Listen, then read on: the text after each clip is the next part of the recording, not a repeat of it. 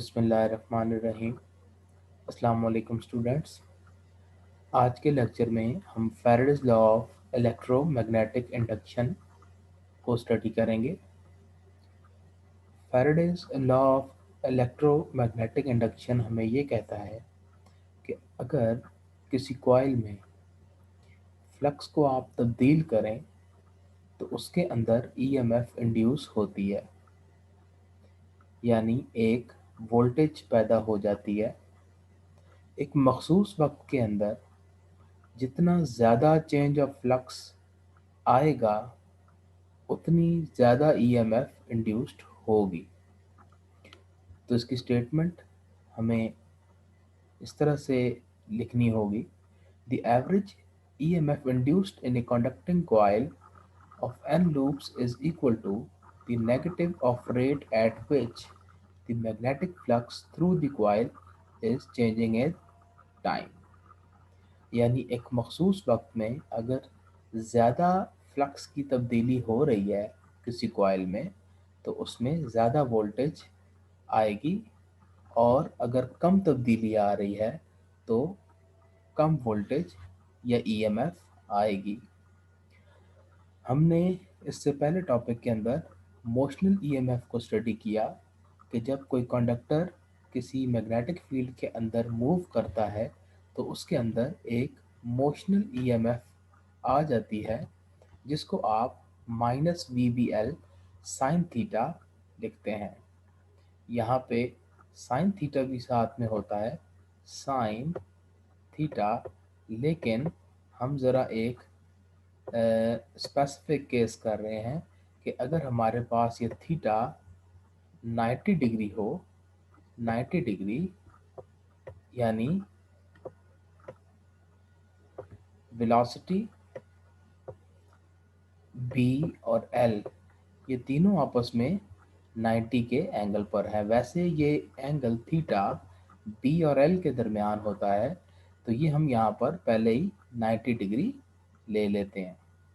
तो जब हम 90 डिग्री ले लेते हैं तो उस वक्त हमारे पास ये एक्सप्रेशन शॉर्ट होके सिंपल माइनस VBL रह जाता है, क्योंकि साइन 91 हो जाता है। तो हम यहीं से आगे स्टार्ट लेंगे। हम फिर अगेन सपोज करेंगे, जिस तरह हमने प्रीवियस लेक्चर में सपोज किया था कि दो रेल्स हैं, उनके साथ एक गैल्वेनोमीटर कनेक्ट कर दिया गया है, इनके दरमियान सेपरेशन L है। एक कंडक्टर है जो कि इसके ऊपर स्लाइड कर सकता है और पोजीशन 1 इस पोजीशन के ऊपर पड़ा हुआ है, जबकि magnetic field perpendicular to the rails है या परपेंडिकुलर टू दी पेज है और into the plane of page है, इसीलिए आपने इसको ब्लू कलर के क्रॉसेस की मदद से शो किया है। अब हम इस कंडक्टर को मूव करते हैं राइट की डायरेक्शन में। जब राइट डायरेक्शन में इसको मूव करेंगे तो हमने लास्ट टाइम देखा था कि पॉजिटिव चार्जेस जो थे वो ऊपर वाली साइड पर इकट्ठा होना शुरू हो जाते हैं ड्यू टू मैग्नेटिक फोर्स, और नेगेटिव चार्जेस दूसरी साइड पर इकट्ठे होना शुरू हो जाते हैं, और इस मूविंग कंडक्टर के दोनों एंड्स पर एक वोल्टेज आ जाती है। उस ईएमएफ को आपने E equals minus VBL sine theta लिखा था। तो अब हम इसी को अगर एक और एंगल से देखें तो हम सपोज करते हैं कि ये जो कंडक्टर है, स्टार्ट में एक पोजीशन है x1 उस पर मौजूद है, और डेल्टा टी टाइम के अंदर, डेल्टा टी टाइम में ये मूव करके एट पोजीशन x2 चला जाता है, और यहाँ पर उसकी पोजीशन में जो तब्दीली आती है वो तब्दीली डेल्टा x है। वो तब्दीली डेल्टा x है। ये फिगर में यहाँ पर जो है वो थोड़ा गलत आपने यहाँ पर हमने लिखा है, ठीक है। ये जो आपके पास पोजीशन की तब्दीली है डेल्टा x, ये आपके पास डेल्टा x ये आती है, ये आपके पास डेल्टा x है। ये इनिशियल पोजीशन है x1 और फाइनल पोजीशन है x2। फाइनल पोजीशन x2 आपके पास इस तरह से ये फाइनल पोजीशन है। तो अब हमारे पास जो डिस्प्लेसमेंट है यहाँ पर वो डेल्टा एक्स है इन टाइम डेल्टा टी, और वेलोसिटी जो है वो v है। तो वेलोसिटी को आप लिख सकते हैं डिस्प्लेसमेंट ओवर टाइम। डिस्प्लेसमेंट आपकी यहाँ पर डेल्टा एक्स है कि ये डेल्टा एक्स फासला है इसने डेल्टा टी टाइम में ट्रेवल कर लिया है। तो वेलोसिटी को आप delta x bye delta t लिख सकते हैं, और इस वेलोसिटी की वैल्यू को अगर आप इस इक्वेशन में पुट करें तो आपके पास आंसर आ जाएगा माइनस वी। वी की जगह पर आपने delta x bye delta T put कर दिया। अब हमारे पास इस इक्वेशन को अगर आप रीअरेंज करें तो ऊपर वाली terms delta X into B into L और नीचे डेल्टा टी आ जाता है। इसको हम इक्वेशन 1 लिख लेते हैं। तो यहाँ से हमें एक चीज़ नज़र आती है कि ये जो डेल्टा एक्स है और एल है, इनको अगर आप मल्टीप्लाई करें, यानी इस एक्सप्रेशन में देखें कि डेल्टा एक्स ये वाली लेंथ है, ये लेंथ है, जबकि एल आपके पास ये वाली लेंथ है। अगर आप डेल्टा एक्स को एल के साथ मल्टीप्लाई करें तो आपको ये अंदर का एरिया मिल जाता है, क्योंकि एरिया होता है लेंथ इंटू विड्थ। यहाँ पे लेंथ आपके पास एल है और विड्थ डेल्टा एक्स है। तो ये डेल्टा एक्स क्योंकि टाइम के साथ साथ बढ़ रहा है, आप इस कंडक्टर को मूव कर रहे हैं इन दिस डायरेक्शन, तो ये डेल्टा एक्स टाइम के साथ साथ बढ़ेगा। तो यानी L into delta x time के साथ साथ बढ़ेगा। तो हम आप अब ये लिख सकते हैं कि L into delta x is equal to delta A, यानी एरिया टाइम के साथ साथ ये जो अंदर का है ये तब्दील होता जाएगा। कंडक्टर जूं जूं आगे जाएगा ये एरिया बढ़ता जाएगा। तो हम डेल्टा एक्स इंटू एल को डेल्टा ए लिख लेते हैं, और इक्वेशन 1 हमारे पास या और ये जो आपके पास ऊपर की टर्म आ रही है, ये अगर आपके पास चेंज इन एरिया हो डेल्टा एक्स इंटू एल, ये अगर चेंज इन एरिया हो और ये बी हो, तो फ्लक्स आपके पास जो होता है flux is equal to B A. Flux flux equals B A होता है बी इंटू ए। लेकिन यहाँ पर आपका एरिया जो है ये चेंज हो रहा है। अगर ये चेंज हो रहा है तो आपके पास फ्लक्स भी चेंज हो रहा है। तो अब हम इसको इस तरह से लिख सकते हैं दैट ये जो ऊपर वाली टर्म है ये ये पहली टर्म अगर डेल्टा ए है और बाद वाली अगर बी है, तो ये आपके पास बराबर है चेंज इन फ्लक्स के, change in flux delta phi. तो इस ऊपर वाली सारी टर्म को आप लिख सकते हैं, इस ऊपर वाली सारी टर्म को आप डेल्टा फाई लिख सकते हैं। तो आपके पास यहाँ पर इक्वेशन आ जाती है E equals minus delta phi by delta T. यानी ये जो इक्वेशन आपको स्टार्ट में कल आपने ली थी ये इक्वेशन, इसकी एक और फॉर्म जो आप लिख सकते हैं इन टर्म्स ऑफ फ्लक्स, वो आप ये लिख सकते हैं E equals minus delta phi by delta T. यानी this is change in flux per unit time. In change in flux per unit time या rate of change of flux भी इसको आप बोल सकते हैं। It is equal to induced EMF. अगर आप यहाँ पर n number of loops use कर रहे हैं, n नंबर ऑफ लूप्स के लिए ये आपके पास सारा इफेक्ट जो है, अगर एक एक लेंथ नहीं बल्कि नंबर ऑफ टर्न्स आप यूज कर लें यहाँ पर, तो आपके पास ये इफेक्ट n टाइम्स बढ़ जाएगा। तो अब आप इसको n लूप्स के लिए EMF E equals minus N delta phi by delta t लिख सकते हैं, और ये आपके पास Faraday's law of electromagnetic induction कहलाता है। E equals minus N delta phi by delta T.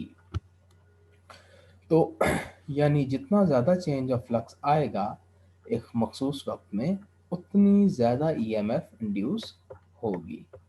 यहाँ पे एक नेगेटिव साइन भी साथ में आ रहा है जिसका जवाब आपको फैराडे ने नहीं दिया, बल्कि इसकी एक्सप्लेनेशन लेंज ने दी है, तो हम उसको लेंजेस लॉ में स्टडी करते हैं।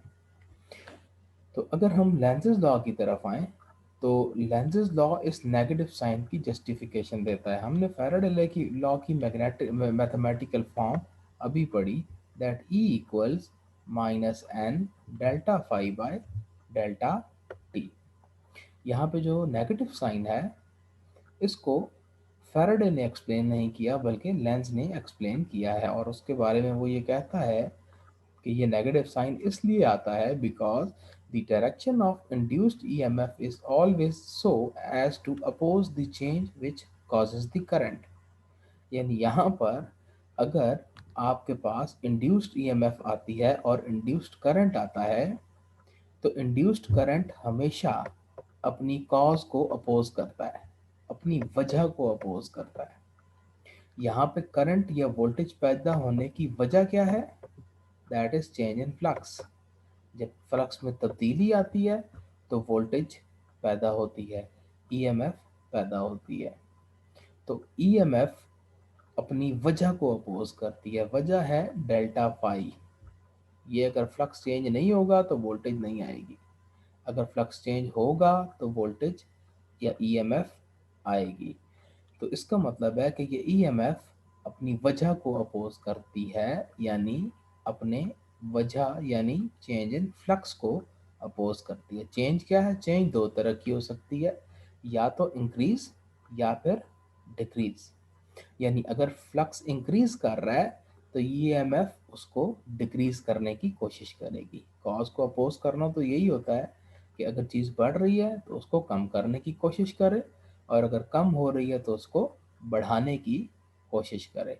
यानी जब फ्लक्स कम हो रहा है तो ईएमएफ उसको बढ़ाने की कोशिश करेगी, और अगर फ्लक्स बढ़ रहा है तो ईएमएफ उसको कम करने की कोशिश करेगी।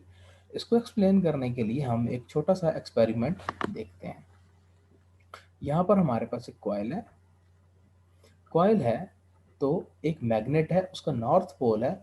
हम इस कॉइल की तरफ मूव करते हैं।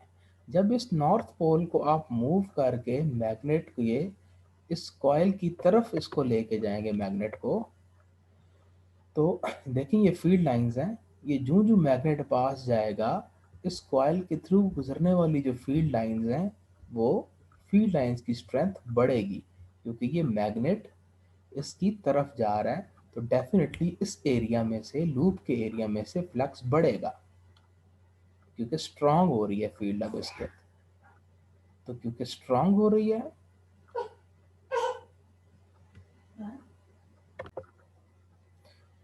तो क्योंकि इसके अंदर अब फ्लक्स इंक्रीज कर रहा है, तो इसके अंदर एक ईएमएफ इंड्यूस हो जाएगी, क्योंकि मैग्नेट इसके पास आ रहा है। तो अगर फ्लक्स इंक्रीज कर रहा है मीन्स चेंज कर रहा है, तो चेंज ऑफ फ्लक्स की वजह से ईएमएफ इंड्यूस हो जाएगी। और ये ईएमएफ जब इंड्यूस होगी तो इस लूप में करंट फ्लो करेगा। तो जब करंट फ्लो करेगा तो गैल्वेनोमीटर डिफ्लेक्शन देगा। अब ऐसा होगा कि क्योंकि ये एक सोलेनॉइड है, ये एक सोलेनॉइड है, इसमें अगर करंट फ्लो कर रहा है तो डेफिनेटली इसके अंदर एक मैग्नेटिक फील्ड भी आएगी। अब जो मैग्नेटिक फील्ड आएगी, बेसिकली ये ड्यू टू करंट है। अब करंट अपने कॉज को अपोज ऐसे करेगा, कॉज क्या है? मैग्नेट का इस तरफ मूव करना।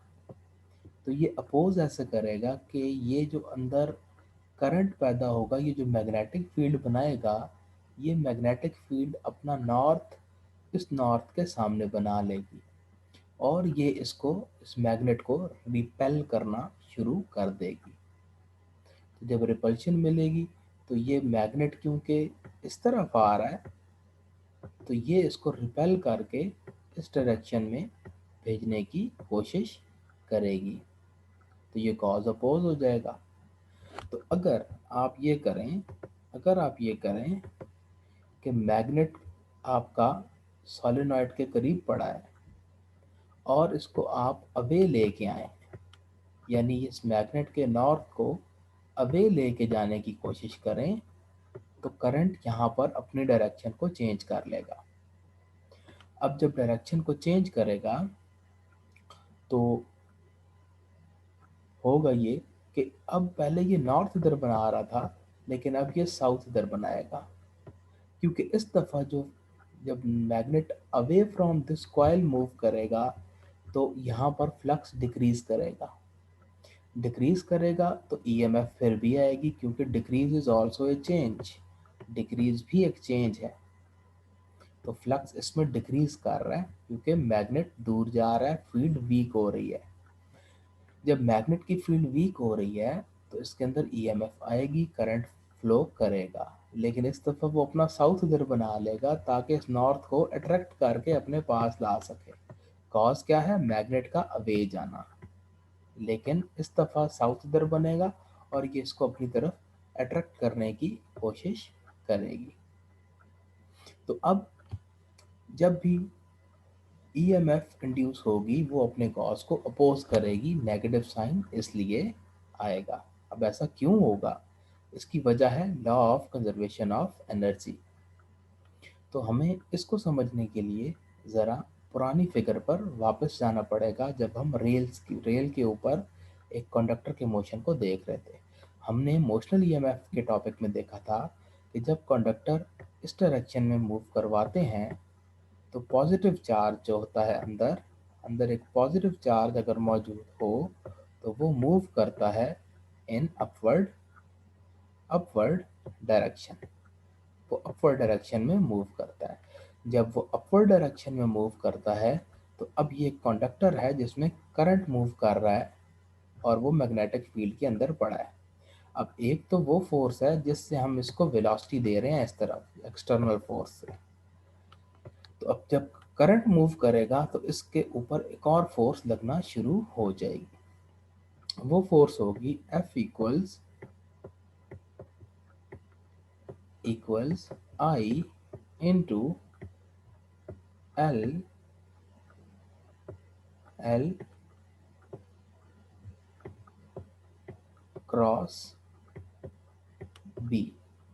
वो फोर्स होती है I into L cross B.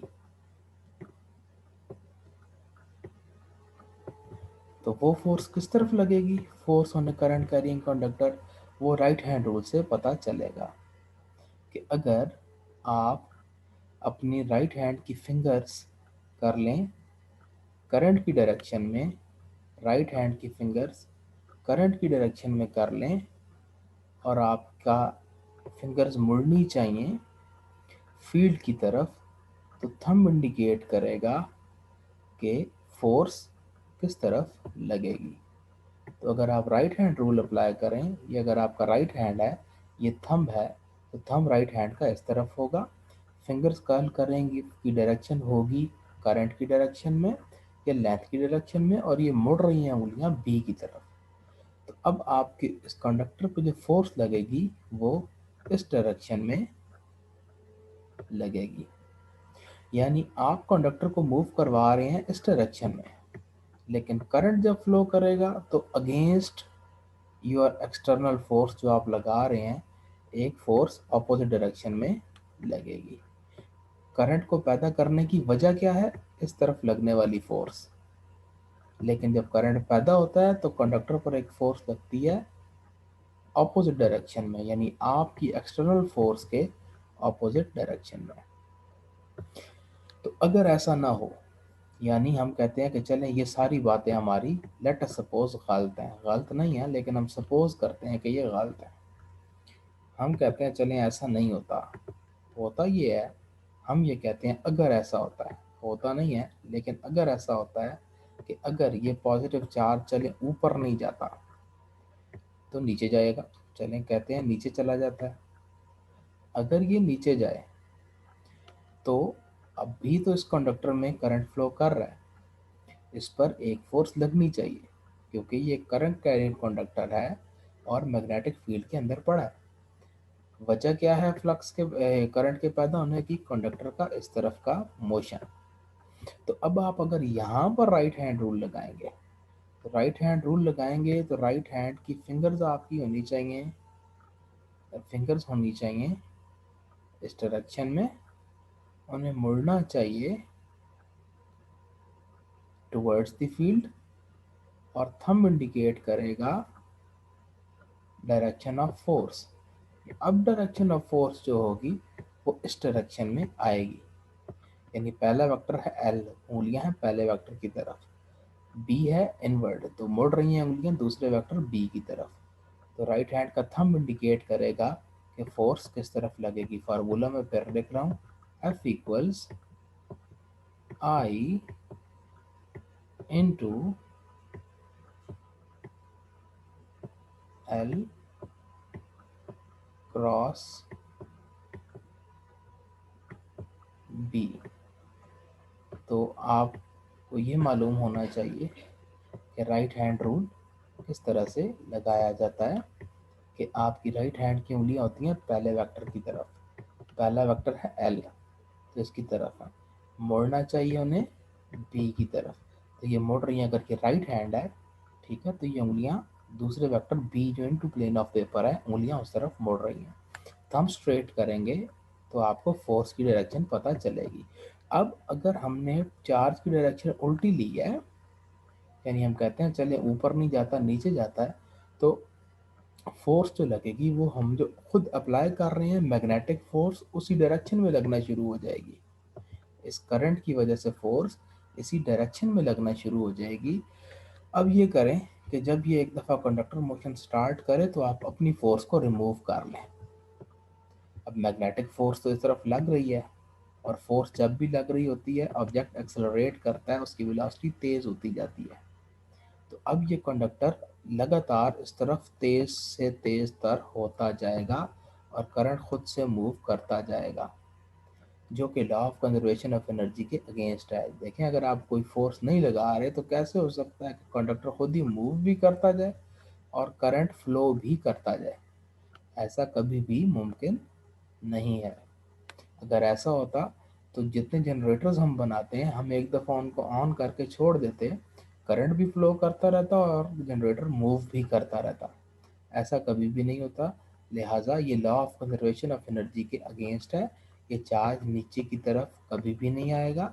अगर आप इसको इस डायरेक्शन में राइट की तरफ मूव कर रहे हैं कंडक्टर को, तो ये चार्ज ऊपर ही जाएगा और जो फोर्स लगेगी ड्यू टू दिस करंट वो ऑपोजिट डायरेक्शन में ही लगेगी। इसीलिए यहाँ पर ये नेगेटिव साइन आया है। तो ये है आपका लेंज़ेस लॉ। नेक्स्ट लेक्चर में इंशाल्लाह हम म्यूचुअल इंडक्शन और सेल्फ इंडक्शन को देखेंगे। अल्लाह हाफिज़।